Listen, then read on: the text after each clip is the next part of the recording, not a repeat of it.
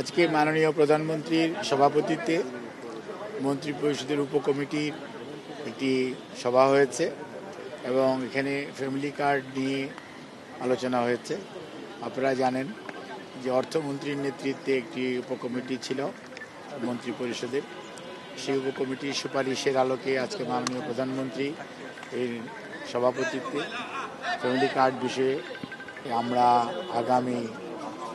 10 তারিখ ইনশাআল্লাহ মাননীয় প্রধানমন্ত্রী পাইলটিংয়ের যে কার্যক্রম অর্থাৎ ফ্যামিলি কার্ড বিতরণের যে আমরা এই মুহূর্তে বাংলাদেশের 14টি উপজেলাকে আমরা চুজ করেছি, বাংলাদেশের বিভিন্ন বিভাগ হিসাব করে, এবং সেই 14টি জেলার উপজেলার মধ্যে থেকে একটা ইউনিয়নের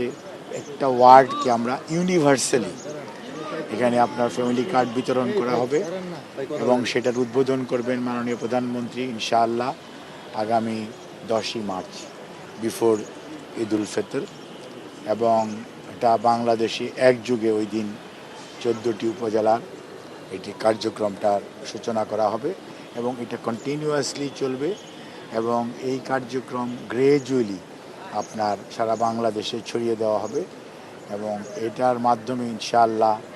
একটা সময়ে যে বাংলাদেশের যারা হতদরিদ্র বলি আমরা অথবা দরিদ্র এবং নিম্নবিত্ত এই 3 শ্রেণীর সুবিধাভোগী আমাদের যে মারা আছেন, একটা পরিবারের যে মা প্রধান উনি এটার সুবিধা পাবেন সেই পরিবার।